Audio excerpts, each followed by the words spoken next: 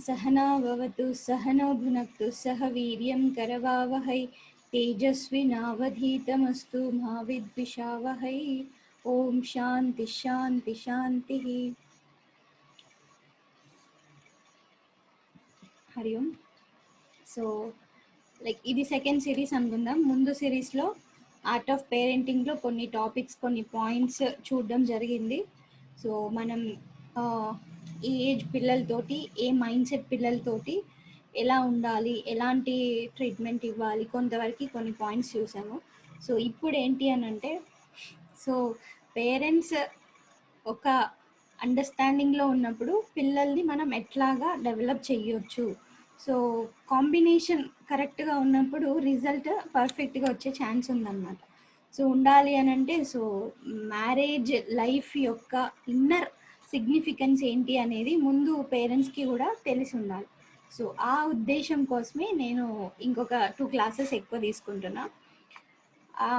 So marriage ఎ melody అని ఒకటి మనకి స్వామి తేజోమైనంజీ ఒక బుక్ రాశారనమాట. మీకు మనకి ఇప్పుడు లాక్డౌన్ వల్ల బుక్స్ ఎక్కువ అవైలబుల్ లేవు, బట్ ఇదేంటి అని అంటే, ఎవరైతే కొత్తగా పెళ్లి చేసుకుంటున్నారో లేకపోతే గృహస్థ జీవనంకి ఎంటర్ అవుతున్నారో వాళ్ళకి చిన్న టిప్స్ లాగా.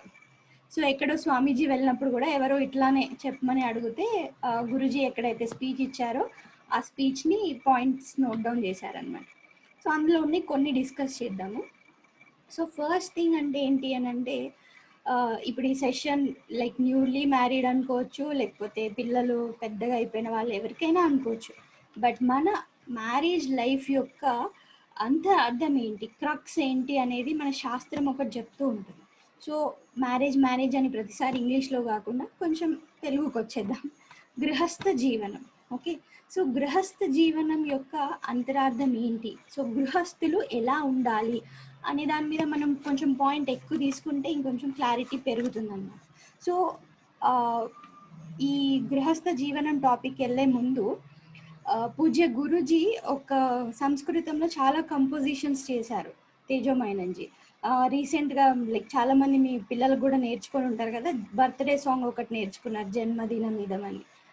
అలాగా చాలా కంపోజ్ చేశారు. ఒకటి మ్యారేజ్ డేకి పాడుకునే సాంగ్ కూడా చేశారనమాట, వివాహ దినం ఇదమని. ఆ జన్మదినం సాంగ్ ఏంటి అని అంటే, మనకి జీవితం ఎందుకు వచ్చింది, ఎట్లాగా ఫుల్ఫిల్ చేసుకోవాలి అంటే 100%గా ప్రతి ఒక్కరూ విషెస్ చెప్పగలిగేలాగా కంపోజ్ చేశారు. ఇప్పుడు రీసెంట్గా చాలా వైరల్ అవుతుంది, అందరూ అదే పాడుతున్నారు. అయితే వివాహ దినం ఇదం కూడా ఉందన్నమాట. ఫస్ట్ అది చూద్దాం. So main importance of married life ఏంటి అనేది, దాని తర్వాత కొన్ని హైలైట్ పాయింట్స్ చూద్దాం. నేను మీకు ఒక స్క్రీన్ షేర్ చేస్తా. యాక్చువల్ ఇది నేను మీకు మెసేజ్ చేస్తా, నో ప్రాబ్లం.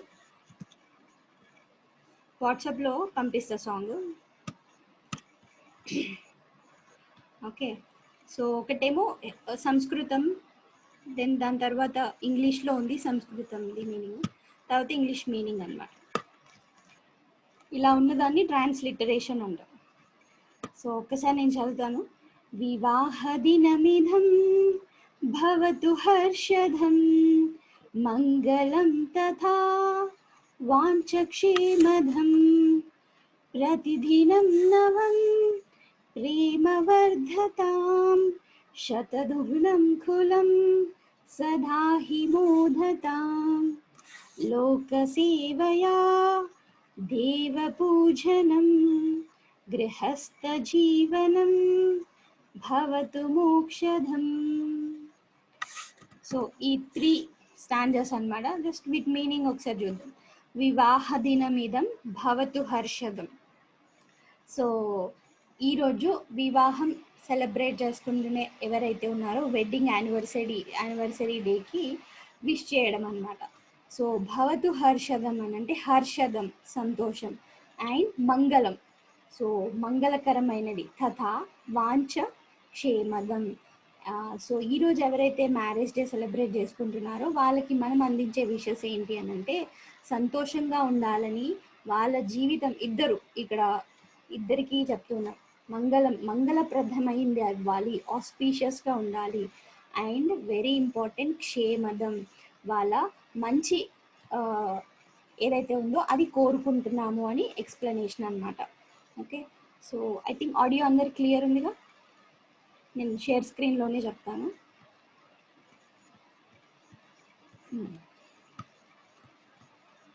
సో ఇది జస్ట్ మీనింగ్, దాని తర్వాత చూద్దాం. సో ఫస్ట్ ఇంపార్టెంట్ ఏం ఉండాలి అని అంటే, ఎవరికైనా విష్ చేస్తున్నాము అంటే జనరల్గా విష్ చేస్తున్నామంటే వేరే వాళ్ళకి, బట్ మ్యారీడ్ లైఫ్లో వివాహ బంధంలో ఏమేమి ఉండాలి అని అంటే ఫస్ట్ సంతోషం ఉండాలి. First priority. ఎవరు ఏం చేసినా, వాళ్ళు ఏ ఏజ్ గ్రూప్ అయినా అవని, ఎలాంటి స్థితిలో ఉండని, ఎలా అయినా సరే వాళ్ళ మ్యారేజ్ లైఫ్లో ఫస్ట్ కావాల్సింది సంతోషం, హ్యాపీనెస్, హర్షం అంటే లైక్ అది మనస్ఫూర్తిగా వచ్చేదన్నమాట. దెన్ మంగళం. మంగళం అంటే మంగళప్రదమైనది అంటే ఏంటి అని అంటే కీడుని తలపెట్టకుండా ఉండేది, చెడుని ఆలోచించకుండా ఉండేదన్నమాట, మంచి మాత్రమే ఉండాలి. దెన్ క్షేమదం అంటే ఒకరిని ఒకరు వాళ్ళ మంచి కోరుకునే విధంగా ఉండాలి. ఇద్దరిట్లో భర్త భార్యని, భార్య భర్తని వాళ్ళ మంచి కోరుకునే విధంగా ఉండాలి. సో అది వివాహ జీవితంలో ఫస్ట్ పాయింట్. దెన్ ఇంకొక విషయం చెప్తున్నారు ఏంటంటే, ప్రతిదినం నవం ప్రేమ వర్ధతాం. మరి ఎట్లా ఉండాలి? ఒకసారి మ్యారేజ్ చేసుకున్నాం, అయిపోయింది, ఇంకా డైలీ ఫైటింగ్స్. ఎప్పుడు మళ్ళీ కలుస్తామంటే మళ్ళీ మ్యారేజ్ డే వచ్చినప్పుడు కలుస్తాం, మళ్ళీ రీస్టార్ట్, మళ్ళీ ఫైటింగ్స్, మళ్ళీ 365 డేస్లో ఎప్పుడో ఒకసారి కలిసి ఉంటాము, ఆర్ ఎప్పుడో ఒకసారి హ్యాపీగా ఉంటాం. నో నో నో నో, ఇది ఎలా రాశారు అసలు గురుజీ అంటే, ప్రతిదినం నవం, ప్రతిదినం ఎవ్రీడే, డే బై డే కొత్తదనం ఉండాలి. Very very difficult. ఏంటి ఈయనతోటి కొత్తదనమా? నో వే అనుకునే వాళ్ళు చాలా మంది ఉంటారు. బోరింగ్ ఫేస్, ఈయనని 1 yearకి ఒకసారి స్పెషల్గా చూడడమే గ్రేట్ అంటే ఏంటి ఎవ్రీడే కొత్తదనం అనుకుంటా. నో, మ్యారీడ్ లైఫ్ అనేది, వివాహ జీవితం అనేది ప్రతిదినం నవం, ప్రతిరోజు కొత్తగా ఉండాలి. సో అందుకే మాతాజీ రోజు ఒక గిఫ్ట్ ఇవ్వమంటున్నా, బట్ ఇవ్వట్లేదు అని అంటే అలా కాదు, భర్తలు కూడా అనొచ్చు. అందుకే రోజుట్లో ఒక్కరోజైనా వంట సరిగా చేయమంటున్నా, చేయట్లేదు. అలా కాదు, ఎట్లా కొత్తగా ఉండాలి అంటే ప్రేమ వర్ధతాం. ప్రేమ ఏదైతే ఉందో వాళ్ళిద్దరి మధ్యలో అది పెరుగుతూ ఉండాలి. Very important. పెళ్లి కంటే ముందున్న ప్రేమ, పెళ్లి తర్వాత వచ్చిన ప్రేమ ఇట్లాగా డౌన్ ఫాల్ అయిపోతుంది, ఇట్లా గ్రాఫ్ కిందికి అయిపోతుంది అనమాట. ఎందుకంటే వేరేటి చాలా విషయాలు వస్తూనే ఉంటాయి, ప్రేమ అక్కడెక్కడో అదేంటి అటుకంటారా సజ్జ అంటారా, ఆ సజ్జ పైన ఎక్కి కూర్చుంటుంది అనమాట. నో, ప్రతిదినం కొత్తగా ఉండాలి. ఎలా ఉండాలి అంటే ప్రేమ పెరుగుతూ ఉండాలి. దెన్ శతగుణం కులం సదాహి మోదతాం. శతగుణం అంటే 100 రెట్లు. ఇక్కడ 100 అనేది జస్ట్ ఒక సంఖ్య కాదు, అదొక యూసేజ్ అనమాట. కులం అంటే లైక్ ఆ వంశం ఏదైతే ఉందో, ఫ్యామిలీ, కుటుంబం, వాళ్ళ లీనియేజ్ ఏదైతే ఉందో, సదా ఎల్లప్పుడూ మోదతాం అంటే మనం చూసాం. మోదం అంటే ఏంటి అని అంటే ముదం దదాతి. సో హ్యాపీనెస్ని ఇచ్చే విధంగా వాళ్ళ ఫ్యామిలీ అంతా 100 రెట్ల పైన హ్యాపీగా ఉండేటట్టు ఉండగలగాలి. సో అట్లాగా ఉండాలి మీ ఫ్యామిలీ అని విష్ చేస్తున్నాం అనమాట. ప్రతిరోజు కొత్త ప్రేమని డిస్కవర్ చేస్తూ పెంచుకుంటూ అందరికీ హ్యాపీనెస్ని ఇవ్వాలి. దెన్ ఓకేనండి, ఇష్టం హ్యాపీనెస్, అందుకే కదా మా హ్యాపీనెస్లో మేమే ఉంటున్నాము, వేరే వాళ్ళతో ఏం సంబంధం లేదు అంటే నో, గృహస్థ జీవనం very very important life. So ఏం చేయాలి అని అంటే లోక సేవయా దేవ పూజనం, లోక సేవయా. సో మేమిద్దరం పెళ్లి చేసుకున్నాం కదా, అయిపోయింది, చాలా సంతోషంగా ఉంటున్నామంటే కాదు, వెరీ ఇంపార్టెంట్ ఏంటి అంటే లోక సేవయా. సో ఒక కుటుంబంలో భార్యాభర్తలు కలిసి ఉంటే ఎంతైతే హ్యాపీనెస్ ఉంటుందో, దాన్ని వాళ్ళు ప్రజలకి, చుట్టూ ఉన్న సొసైటీకి సేవ అనే ఒక దానితోటి ఇంకా రెట్టింపు చేసుకోవాలి అన్నమాట. So very very important. చూడండి, జన్మదినంలో ఇది లేదు, లోక సేవయ అనేది గృహస్థ జీవనంకే వెరీ ఇంపార్టెంట్. ఎందుకో కూడా చెప్తా. సో సర్వీస్ చేస్తూ ఉన్నప్పుడు సేవాభావంలో ఎంత ప్యూర్ అవుతాము మనకి అంటే నెక్స్ట్ పాయింట్ యాడ్ చేస్తున్నారు, దేవ పూజనం. చాలా మంది సొసైటీలో సేవ చేస్తూ మేము ఆ సంఘంలో ఉన్నాం, ఈ సంఘంలో ఉన్నాం, ఇందులో పేరుంది, అందులో పేరుంది, ఇవన్నీ కూడా చేస్తూ ఉంటారనమాట. అప్పుడు కూడా ప్రపంచంలో ఎక్కడో ఒక దగ్గర చిక్కుపోయినట్టే. ఎందుకు? ఏదో ఒక పేరు వస్తుంది, ఏదో ఒక ప్రఖ్యాతి వస్తుంది, మమ్మల్ని అందరు గుర్తిస్తారు, అది కూడా ఒక్కొక్కసారి బాండేజ్ అవ్వచ్చు. కానీ ఇక్కడ లోక సేవ అంటున్నారు, సేవ అనే పదంలోనే ఉంది, ఏం ఆశించకుండా చేసేది. దెన్ దేవ పూజనం, మనం మనుషులకి సేవ చేస్తూ భగవంతుని కూడా ఆరాధించగలగాలి. ఇది గృహస్థ జీవనంకి చెప్తున్నారు. సో గృహస్థ జీవనం అంటే ఓన్లీ వైఫ్కి చెప్తున్నారు, ఓన్లీ హస్బెండ్కి చెప్తున్నారు అనుకోకండి, ఇద్దరికి చెప్తున్నారు. దెన్ గృహస్థ జీవనం భవతు మోక్షదం. అప్పుడు ఏమవుతుంది అని అంటే ఆ జీవితం ఏదైతే ఉందో అది మోక్షానికి దారి తీస్తుంది. ఏంటి మోక్షమా? నో నో నో నో, మాకు ఈ మోక్షం వద్దు, మేము ఇట్లానే ఎంజాయ్ చేయాలనుకుంటున్నాం, ఈ మోక్షం ఎక్కడి నుంచి వచ్చిందిరా బాబు అని అనుకుంటున్నారా? ఏదైనా సరే ఎప్పుడు కానీ ఒకే ప్లేస్లో ఉండాలనుకుంటారా? ఎవరైనా ఎప్పుడైనా ఒకే ప్లేస్లో ఉండాలనుకుంటారా? లేదు కదా. సంథింగ్ ఒక ఫ్లో అనేది జరుగుతుండాలి, ఒక గ్రోత్ అనేది ఉండాలన్నమాట. అయితే ఇక్కడ గ్రోత్ ఏంటి అని అంటే గృహస్థ జీవనం ఏదైతే ఉందో దీంట్లో హైలైట్ అయ్యాము, దీని నుంచి ఇంప్రూవ్ అయ్యాము అని అంటే ఏంటంటే టుగెదర్గా మనం గ్రో అవ్వాలి. సో దీంట్లో హైలైట్ ఏంటి అని అంటే మనం మోక్షం వైపు జీవించినప్పుడే, మోక్షం వైపు పయనించినప్పుడే గృహస్థ జీవనంకి ఫుల్ఫిల్మెంట్. చాలాసార్లు ఏమనుకుంటాం, లైక్ ఒకసారి మ్యారేజ్ అయిపోయిన తర్వాత మన ఆలోచన విధానాన్ని బట్టి మనం ఇంత సంపాదించాలి, ప్లానింగ్ కదా, ఏమంటారు ఫ్యూచర్ ప్లాన్స్. అదేంటి ఒకసారి అనుకున్నాక 5 4 3 2 1 ప్లానింగ్ అనమాట. 5 digits salary, 4 digits bedroom, 4 wheelers car, లేకపోతే 3 rooms బెడ్రూమ్, సమ్ 2 పిల్లలు, సమ్ హ్యాపీ లైఫ్. ఇవి కాదు, వీటి నుంచి దాటేది ఏదైతే ఉందో అది ఎట్లా వస్తుంది అంటే లోక సేవయ దేవ పూజనం. ఎందుకండి గృహస్థులే చేయాలి, అసలు మేము మా పిల్లల్ని ఎట్లా పెంచాలో చూసుకోమని అడుగుతుంటే ఇదంతేదో చెప్తున్నారు ఏంటండి, ఏం అర్థం అవ్వట్లేదు కదా, ఎక్కడి నుంచి ఎక్కడికో వెళ్ళిపోయినట్టుంది కదా. సో లోక సేవయ అనే కాన్సెప్ట్ వచ్చినప్పుడు ఏమవుతుంది అని అంటే మనం వేరే వాళ్ళ కోసం చెయ్యాలి అనే ఒక ఆలోచన మన ఫ్యామిలీ కోసం చేసినప్పుడు ఇంకా బరువు కాదు. జనరల్గా అసలు గృహస్థాశ్రమం ఎందుకు చెప్పబడింది? ఫస్ట్ మనకి 4 ఆశ్రమాలు ఉన్నాయి. లైక్ కొంచెం కొంచెం థాట్ ప్రాసెస్ వెనక్కి వెళ్దాం. ఇప్పుడు 4 ఆశ్రమాలు ఉన్నాయి. ఒకటి బ్రహ్మచర్యాశ్రమం, గృహస్థాశ్రమం, వానప్రస్థ, సన్యాసాశ్రమం. ఓకే, సో ఈ 4 ఆశ్రమాలలో బ్రహ్మచర్య ఆశ్రమం ఏదైతే ఉందో అది యంగ్ ఏజ్. బ్రహ్మచర్యం అంటే ఎవరైతే చదువుకుంటున్నారో, జ్ఞానం ఆర్జిస్తున్నారో అది, అంటే పెళ్ళి అయ్యింది పెళ్ళి అవ్వలేదని ఇక్కడ కాదు. బ్రహ్మని చరతే ఇది బ్రహ్మచర్యం హై లెవెల్లో. అయితే ఈ బ్రహ్మచర్య ఆశ్రమంలో ఉన్నప్పుడు ఎర్నింగ్ అనేది ఉండదు అన్నమాట, ఓన్లీ లెర్నింగే జరుగుతుంది. ఓకే, సో ఈ బ్రహ్మచర్య ఆశ్రమం సొసైటీకి అప్పుడే కాంట్రిబ్యూట్ చేయలేదు.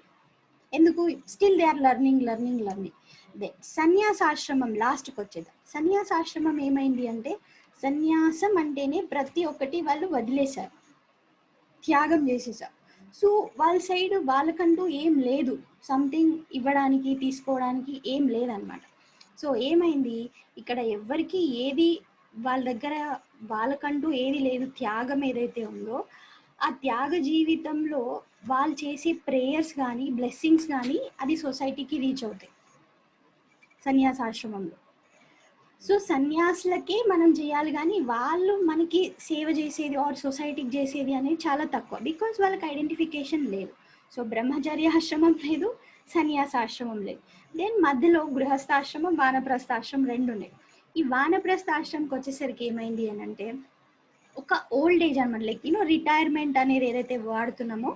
సో వానప్రస్థం అంటే వనప్రస్థానం, అంటే మన రెస్పాన్సిబిలిటీస్ అన్నీ అయిపోయినాయి, నేను ఇప్పుడు నేను వనానికి వెళ్తున్నా. అంటే ఇప్పుడు అంటే అడవులు లేవనుకోండి, బట్ ప్రపంచ విషయాల నుంచి, బిజినెస్ నుంచి ఆర్ ఏదైనా ఆర్గనైజేషన్స్ నుంచి వాళ్ళు విత్డ్రా అయిపోవడం వానప్రస్థం. వాళ్ళు కూడా ఏం చేయలేరు ఇప్పుడు, బికాస్ ఎంత ఎర్నింగ్ ఉందో వాళ్ళకే సరిపోతుంది. ఇప్పుడు మొత్తం సొసైటీ బాధ్యత అంతా ఎవరి మీద వచ్చి పడింది? గృహస్థుల మీదే పడింది.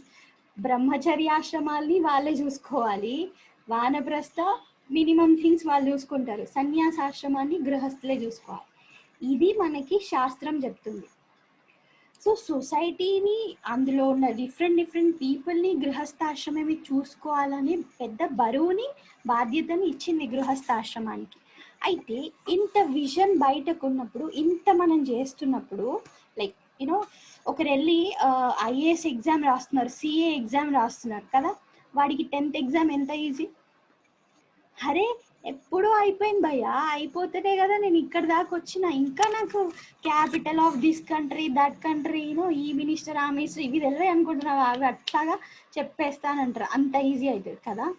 సో గృహస్థాశ్రమంలో మొత్తం మనం ఒక సొసైటీ గురించి ఆలోచిస్తూ ఉన్నప్పుడు మన మైండ్ ఎంత డెవలప్ అయి ఉంటుంది, ఎంత షార్ప్ ఉంటుంది కదా. అట్లా ఉన్న మన మనసు పిల్లల్ని చూసుకోవడం ఎంత ఈజీ. అర్థమైందా? పిల్లల్ని చూసుకోవాలి అనుకున్నప్పుడు ఇదే పరమమైన లక్ష్యమే. అమ్మో ఎంత బరువు, ఎంత బాధ్యత, కుటుంబం కుటుంబం కుటుంబం అని తెగ ఆలోచిస్తున్నాం. బట్ ఇది కాదు గోల్. గృహస్థ జీవనానికి పెద్ద రెస్పాన్సిబిలిటీ ఉంది. దాన్ని ఒకసారి చూసింది అనుకోండి, ఓ అదంతా చెయ్యాలా, ఇంకా అదంతా నా పార్టే ఉంది అని అర్థమైనప్పుడు ఇది చాలా ఈజీ అనిపిస్తుంది.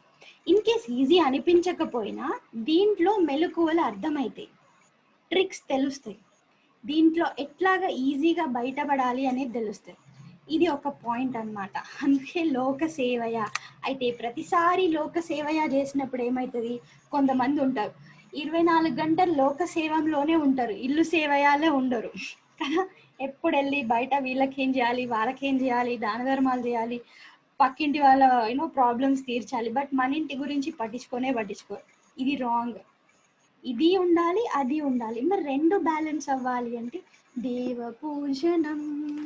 సో ఇంట్లో ఇద్దరు కూడా దైవం ఏదైతే ఉందో దాన్ని ఆరాధించగలగాలి. ఎందుకు అంటే లైక్ నేను కొన్ని జనరల్గా బయట అందరూ ఇట్లా ఎవరైనా కొత్తగా మ్యారేజ్ చేసుకున్న వాళ్ళు వీళ్ళు స్వామీజీస్ తోటి వచ్చి మాట్లాడుతూ ఉంటే, బ్లెస్సింగ్స్ తీసుకుంటూ ఉంటే మనం కూడా వింటూ ఉంటాం కదా, ఏంటి వీళ్ళకి ఏం మెసేజ్ ఇస్తున్నారు అని. So one of the message నాకు నచ్చింది ఏంటి అని అంటే, లైక్ ఒక అమ్మాయి ఎవరైతే ఉన్నారో వాళ్ళు డిఫరెంట్ ఫ్యామిలీ నుంచి వస్తారు, అబ్బాయి ఎవరైతే ఉన్నారో డిఫరెంట్ ఫ్యామిలీ నుంచి వస్తారు. వీళ్ళ ఫ్యామిలీ బ్యాక్గ్రౌండ్, వాళ్ళ ఫ్యామిలీ బ్యాక్గ్రౌండ్ అంతా డిఫరెంట్గా ఉంటుంది. సడన్గా మనం అందరం కలిసి ఒకేలాగా బ్రతకాలి అంటే, ఒకే లైఫ్లో ఉండాలి, ఒకే దగ్గర ఉండాలి అంటే ఎంతైనా కొంచెం టైం పడుతుంది. కొన్నిసార్లు ఎంత టైం పట్టినా స్టిల్ ఆ ఎంప్టీనెస్ అలాగే ఉంటుంది కదా. ఎందుకు, ఎట్లా ఫుల్ఫిల్ అవుతుంది అని అంటే, ఎప్పటికీ కూడా మ్యాచ్ అవ్వాలి అంటే కష్టం. సో మ్యాచింగ్ పాయింట్ ఏంటి అని అంటే, వాళ్ళ సైడ్ నుంచి వాళ్ళు ఒక భగవంతుని, ఇష్ట దైవాన్ని ఆరాధిస్తున్నారు అనుకోండి, మన సైడ్ నుంచి కూడా మనం ఇష్ట దైవాన్ని ఆరాధిస్తున్నాం అనుకోండి, మన ఇద్దరికి లైక్ వైఫ్కి హస్బెండ్కి మధ్యలో ఒక కాంబినేషన్ పాయింట్ ఏంటి అని అంటే, ఆడియో క్లియర్ రైట్, భగవంతుడు అవుతాడు. సో ఫైనల్గా మనకి వాళ్ళకి స్ట్రాంగ్ బేస్మెంట్ భగవంతుడు అవుతాడు అన్నమాట. అప్పుడు భగవంతుడు స్ట్రాంగ్ అయినప్పుడు ఇంకెప్పుడు బ్రేక్ అయ్యే అవకాశం ఉండదు. అర్థమైందా? లాజిక్ అర్థమైందా? ఎప్పుడు నా ఇష్టాలని నువ్వు అర్థం చేసుకోవాలి అంటే నాట్ పాసిబుల్. సరే నీ ఇష్టాలని నేను అర్థం చేసుకుంటా, అది కూడా నాట్ పాసిబుల్. మేబీ బయటికి అంతం కావచ్చు, బట్ ఇది ఎప్పుడో ఒకసారి చిలికి పెద్ద గాలివాన అయినట్టు ఒక్కొక్కసారి ఆ ప్రెషర్ పెద్దగా అయిపోతుంది అనమాట. నీకోసం నేను ఇది వదిలేయలేదా, నువ్వు ఇది మాత్రం చేయలేవా అనాల్సి వస్తుంది. సో అదేమవుతుంది, లాంగ్ టైంలో డిస్టెన్స్ని క్రియేట్ చేస్తుంది. బట్ భగవంతుడే ఇద్దరి మధ్యలో స్ట్రాంగ్ పాయింట్ అయిందనుకో, అది మారదు, అది బ్రేక్ అవ్వదు. ఎందుకంటే భగవంతుడు శాశ్వతం. మిగతా ఏ మనిషిని మీడియేటర్ లాగా పెట్టుకున్నా, ఏ వస్తువుని మీడియేటర్ లాగా పెట్టుకున్నా అవి అశాశ్వతం కాబట్టి వాటి వ్యాలిడిటీ అయిపోగానే ఎఫెక్ట్ మన మీద పడుతుంది. కానీ భగవంతుడు శాశ్వతం కాబట్టి శాశ్వతమైన ధర్మం ఏదైతే ఉందో, వాల్యూ ఏదైతే ఉందో అది ఇద్దరి మధ్యలో ఉండాలి. సో ఆ వాల్యూ ఉన్నప్పుడు మనం రోజు పెట్టుకునే గొడవలు ఏమైతే ఉన్నాయో, రోజు వచ్చే డిస్టర్బెన్సెస్ ఏమైతే ఉన్నాయో అవి పెద్ద ఎఫెక్ట్ చేయవన్నమాట. కొంతమంది చూడండి పొద్దునంతా కొట్టుకుంటారు, మళ్ళీ నెక్స్ట్ డే ఫ్రెష్గా వెళ్ళిపోతారు, బికాజ్ వాళ్ళ మధ్యలో అండర్స్టాండింగ్ ఉంది కదా. కొంతమంది చూడండి చాలా హ్యాపీగా ఉన్నట్టు అసలు అసలు made for each other couple లాగా ఉంటారు, బట్ ఎప్పుడు కూడా వాళ్ళిద్దరు ఉన్నప్పుడు హ్యాపీగా ఉన్నారు. బయటి కోసం ఆర్ సంథింగ్ సమాజం కోసం షో ఆఫ్లోనే ఉంటారనమాట. అది చూసి మిగతా వాళ్ళు ఫైటింగ్ అవుతారు, చూడు చూడు వాళ్ళు ఎంత బాగున్నారు, మనం ఎందుకు ఉండలేకపోతున్నాము అని పై పైనే చూసుకుంటారు అందరూ. వీళ్ళ పై పైన వాళ్ళు చూస్తారు, వాళ్ళ పై పైన వీళ్ళు చూస్తారు. మీకు ఒక కథ తెలుసా? ఒకసారి హిమాలయాస్లో ఒక చిన్న పాప ఉండేదంట. సో హిమాలయాస్లో ఏమవుతుంది అంటే డైలీ మార్నింగ్ సూర్యోదయం టైంలో సూర్యుడి యొక్క తేజస్సు వల్ల అక్కడ ఉన్న మంచు అంతా వెలుగుతూ ఉంటుంది అనమాట. చాలా అద్భుతమైన సీనరీ ఉంటుంది. సో ఒక ఇంట్లో ఒక అమ్మాయి ఉండేదన్నమాట, చిన్న పాప. ఆమె ఎప్పుడు రోజు పొద్దున్న లేచి చూస్తే అటు సైడ్ మంచు కొండల మీద మంచి బంగారు వర్ణంతో ఏదో ఒక పెద్ద కొండ ఉన్నట్టు కనిపించేది ఆ పిల్లకి. అబ్బా అక్కడంతా బంగారు కొండ ఉన్నట్టుంది, బంగారు కొండ, బంగారు పర్వతం అని అనుకొని ఎప్పుడైనా సరే నా లైఫ్లో ఆ కొండ మీదకి వెళ్ళాలి అని డిసైడ్ అయింది. సో అట్లాగా కొద్ది సంవత్సరాలు చూసి 2-3 సంవత్సరాలు కొంచెం పెద్దగా అయిన తర్వాత ప్రయాణం చేసి అటు కొండపైకి వెళ్తుంది. చాలా టైం పడుతుంది. సో దారిలో ఆమెకి ఎవరో పరిచయం అయ్యారంట. సో పరిచయం అయితే అక్కడ ఆగి మాట్లాడుతుంటే రెస్ట్ తీసుకున్న తర్వాత వెళ్ళింది. మళ్ళీ వెళ్తుంటే అప్పుడు ఆమెకి ఆ డిస్కషన్లో అర్థమైంది ఏంటి అని అంటే, ఈమె ఎవరినైతే కలిసిందో ఈమెకి చెప్పింది అది ఏమని అంటే, ఈ చిన్న పాపకి ఒక స్టోరీ చెప్పింది ఇంకో ఆమె. ఏంటి అంటే, నేను నా చిన్నప్పటి నుంచి చూస్తున్నా, నేను ఆ కొండ మీద నుంచి వస్తున్నా, ఇక్కడ చూసే కొండకి బంగారు పూత ఉంది, నేను ఆ కొండని టచ్ చేయాలనుకుంటున్నా, నేను వస్తున్నాను. సో అర్థమైందా? ఈ చిన్న పాప అనుకుంటుంది అటు సైడ్ కొండ మెరుస్తుంది, అది బంగారం అని. అటు నుంచి వచ్చి ఆమె అనుకుంటుంది ఇటు సైడ్ కొండ మెరుస్తుంది, ఇటు బంగారం ఉంది అని. ఎటు బంగారం లేదు, అటు మంచే ఇటు మంచే. సూర్యకిరణాలకి ఇటువైపున వాళ్ళకి అటువైపుది బంగారంలా కనిపిస్తుంది, అటు వాళ్ళకి ఇటు కనిపిస్తుంది. సేమ్ మనం కూడా పైన చూస్తే ఇలాగే అనుకుంటాం, వాళ్ళు హ్యాపీగా ఉన్నారు, వీళ్ళు హ్యాపీగా ఉన్నారు, మనం ఎందుకు లేం. ఇలాంటి ఫైటింగ్సే ఎక్కువ అవుతుంటాయి. ఒక భార్యల గురించే చెప్పట్లేదు, కొంతమంది భర్తలు కూడా అనుకుంటారు అనమాట, నువ్వే గయాలి గంపవి అర్థం చేసుకోవు, బట్ వేరే వాళ్ళు ఎంత మంచిగా అర్థం చేసుకుంటారు, వేరే వాళ్ళు ఎంత డీసెంట్గా ఉంటున్నారు, నీకు అలా ఉండరాదా అని. బికాస్ పైన చూస్తున్నాం మనం, అందరూ మన ముందు బాగానే ఉంటారు, బట్ వాళ్ళ అండర్స్టాండింగ్ ఏముంది అది వెరీ ఇంపార్టెంట్. సో పైన బాగుండడం ఇంపార్టెంట్ కాదు, లోపల ఒక వాల్యూ బేస్డ్ లైఫ్ ఏదుందో అది వెరీ ఇంపార్టెంట్. సో అప్పుడు గృహస్థ జీవనం ఫైనల్ గోల్ ఇద్దరికీ గుర్తుందనుకోండి, ఇదంతా జర్నీలో వచ్చే ప్రాబ్లమ్స్ని మనం యాక్సెప్ట్ చేసి ముందుకెళ్ళాలి అని ఒకరికి ఒకరు స్ట్రెంగ్త్ అవుతారు. ఒకరికి ఒకరు ఎప్పుడూ వీక్నెస్ అవ్వద్దు. అయ్యో వీళ్ళు లేకపోతే మేము ఉండలేమండి అనేది కూడా ఇట్స్ నాట్ కరెక్ట్. వీళ్ళు లేకున్నా మేము ఉండి చూపెడతాము, అది వెరీ ఇంపార్టెంట్ పాయింట్ కదా. ఊర్మిళాదేవి ఎగ్జాంపుల్ తీసుకుంటే లక్ష్మణుడికి చెప్తుంది, ఎస్ లక్ష్మణ నువ్వు వెళ్ళు, నేను రాజ్యంలో వీళ్ళని చూసుకుంటా, ఇక్కడ అత్తయ్య మామ ఎవరున్నారో వీళ్ళని నేను చూసుకుంటాను, నువ్వు రాజ్యానికి వెళ్ళు అని ఊర్మిళాదేవి స్ట్రాంగ్గా చెప్తుంది అనమాట. సో అట్లాంటి స్టెబిలిటీ ఏదైతే ఉందో, అండర్స్టాండింగ్ ఉందో అది ఇంపార్టెంట్. సో ఇక్కడ మనకి ఈ మ్యారేజ్ సాంగ్ ఏదైతే ఉందో అది చెప్తుంది ఏంటి అని అంటే, మనకి వేరే వాళ్ళ సేవ చేయడం వల్ల, ఇతరులకి అవసరాలను తీర్చడం వల్ల, భగవంతుని ప్రార్థించడం వల్ల డెఫినెట్గా గృహస్థ జీవనానికి అది ఒక ఫ్యూయల్ లాంటిది అనమాట కదా. ప్రతి ఒక్క బండి నడవాలి అంటే ఫ్యూయల్ వేయాలి. సో ఇక్కడ ఏంటి అని అంటే గృహస్థ జీవనం వెరీ ఇంపార్టెంట్. సో దానికి ఫ్యూయల్ భగవంతుడి ఆరాధన. దెన్ నెక్స్ట్ పాయింట్ చూద్దాం. జస్ట్ ఈరోజు స్టార్ట్ చేద్దాము, రేపు కంటిన్యూ చేస్తాం. సో ఫస్ట్ థింగ్ ఏంటి అని అంటే make it happen. Okay, make it happen. ఏం హ్యాపెన్ చేయాలి అంటే, ఈ ప్రపంచంలో ఎంతో మంది ఉండగా ఎన్నో సంబంధాలు చూసుకొని ఎన్నో విషయాల తర్వాత ఫైనల్గా ఒక కపుల్ రావడం అనేది జరిగేది కదా. ఒకవేళ ప్రేమించుకొని పెళ్లి చేసుకున్నా, పెద్దలు చూసి పెళ్లి చేసినా, ఇంకా రెండు జరిగి పెళ్లి చేసినా కూడా ముందు ఏదో అయితే జరిగే ఉంటుంది జీవితంలో, బట్ ఫైనల్గా మాత్రం ఆ ఇద్దరు కలవడం జరిగింది. జస్ట్ కలిసినంత మాత్రాన, పెళ్లి చేసుకున్నంత మాత్రాన సరిపోదు, దాన్ని నిలబెట్టుకోవడం వెరీ ఇంపార్టెంట్ పాయింట్. ఫస్ట్ది, అందరు పెళ్లి చేసుకుంటారు. చూడండి ఒకసారి, ఎంత ఎంత ఎంత మంది వివాహ సంస్థ అనేది ఒక పెద్ద బిజినెస్ కూడా అయిపోయింది ఈ మధ్యలో కదా. మొత్తం మ్యాట్రిమోనీస్ అన్ని బిజినెస్లే కదా, ఇంకా అంతకు మించి ఇంకేం లేదు. సో అందరూ చేసుకుంటున్నారు, ఇష్టం ఉన్న వాళ్ళని చేసుకుంటారు. అది కాదు, దాన్ని నిలబెట్టుకోవడం, మేక్ ఇట్ హ్యాపెన్, అది very important. Then first step అది. తర్వాత మేకింగ్ ఇట్ హ్యాపెన్. మేకింగ్ అంటే లైక్ ప్రెజెంట్ టెన్స్ అనమాట. ఇంకా ఇంకా అది నిలుపుకుంటూనే ఉండాలి. ఎలా నిలుపుకోవాలి అని అంటే sense of well being. So ఇతరుల క్షేమం అంటే ఇక్కడ అదర్ పర్సన్, అదర్ పార్ట్నర్ యొక్క క్షేమం ఏదైతే ఉందో అది చూస్తూ ఉండాలి. ఇద్దరు అదర్ పర్సన్ క్షేమంని చూస్తూ ఉండడమే very important. Then healthy and wealthy, ఇదే కదా మనకు కావాల్సింది. వెల్తీ గృహస్థ జీవనం అనగానే ఎస్, డబ్బులు సంపాదించాలి, కావలసినంత లగ్జరీస్, కంఫర్ట్స్కి వెళ్ళిపోవాలి, ఇంకా అసలు ఎవ్వరికి అడ్డు లేకుండా ముందుకు దూసుకుంటూ వెళ్ళిపోవాలి. కరెక్ట్. బట్ ఇక్కడ పాయింట్ గుర్తుంచుకోండి, అతి సర్వత్ర వర్జయేత్. వివాహ జీవితంలో కూడా అతి సంపాదన, అతిగా భోగించడం ఏదైతే ఉందో అది వదిలేయాలి. So simple living, high thinking అనేది వెరీ ఇంపార్టెంట్. ఇది ఇద్దరికీ ఉండాలి. సో ఒక్కొక్కసారి ఉల్టా పల్టా అవుతుంటుంది అనమాట, ఒకరికి ఉంటుంది ఒకరికి ఉండదు. సింపుల్ లివింగ్ అని ఒకరంటే, హై థింకింగ్ అని ఒకరంటే, లేదు లగ్జరియస్ లివింగ్ అని ఒకరు అంటుంటారు. సో ఇదే గొడవ అవుతుంది అనమాట. మనం సంపాదించుకునేది ఎందుకు, ఎంజాయ్ చేయడానికి అంటే, అరే ఎంజాయ్ ఎన్ని రోజులు చేస్తాం బాబా, బోర్ కొడుతుంది. నో, నేను చిన్నప్పుడు ఇది కష్టపడినా, అది కష్టపడినా, ఇప్పుడు నాకు ఇది కావాలి, అది కావాలి.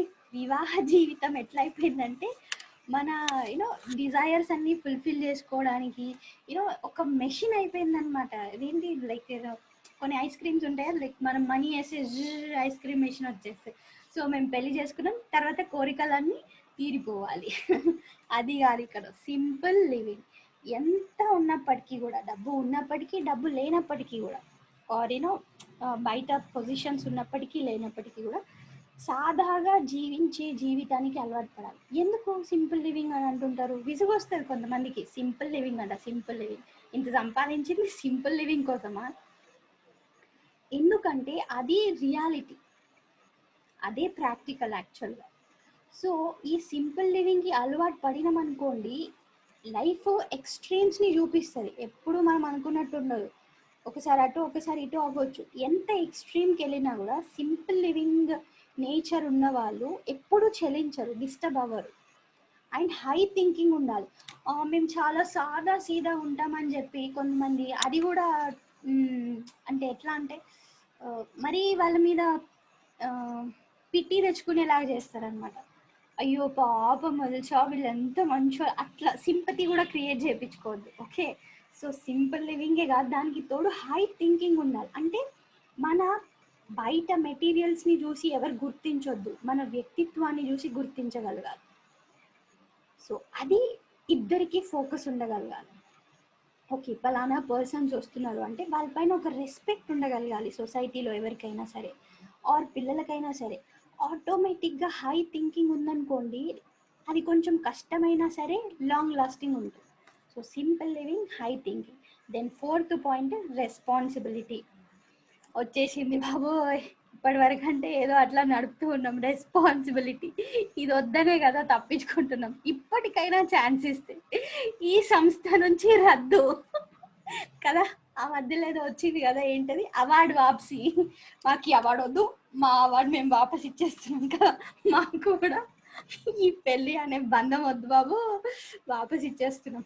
చాలా మంది లైక్ చిన్మయ విషయంలో బ్రహ్మచారి స్వామి చాలా మంది ఉంటారు కదా. సో అందరు అడుగుతుంటారు అనమాట, ఓ మీరు పెళ్లి చేసుకోరా అంటే, లేదండి చేసుకోలేదు కదా అంటే, ఏంటి ఓ పెళ్లి చేసుకోరా మాతాజీ, లేదు చేసుకోమా అని అంటే వాళ్ళకి అదొక లైక్ ఆశ్చర్యం అనమాట. అలా ఎలా ఉంటారండి అసలు, ఎట్లుంటారు? తర్వాత కొంతమంది, ఓ నెక్స్ట్ ఇయర్ చేసుకుంటారా, 2 years అడిగి చేసుకుంటారా, లేదండి ఎప్పటికీ చేసుకో, అబ్బా అట్లా ఉండలేరండి అని అంటారు. కొద్దిసేపు అట్లానే కాన్వర్జేషన్ జరిగిన తర్వాత, మాతాజీ మంచి పని చేసిరండి, గుడ్ డెసిషన్.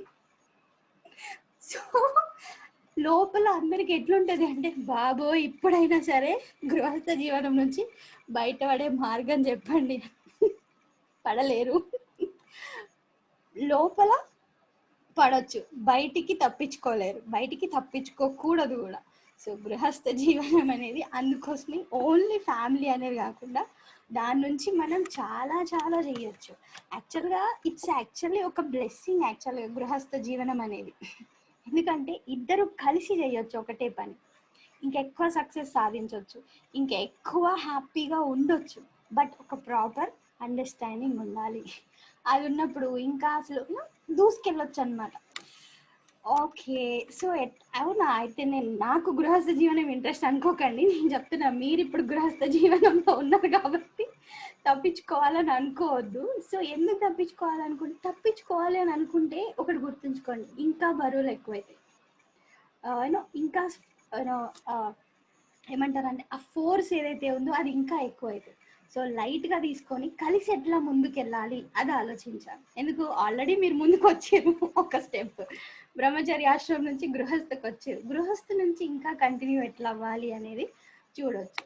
సో దీంట్లో రెస్పాన్సిబిలిటీలో ఏంటి రెస్పాన్సిబిలిటీ, గృహస్థ జీవనం ఆర్ వివాహ జీవితం అనేదానికి మీనింగ్ ఏంటి సంస్కృతంలో అనేది రేపు చూద్దాము.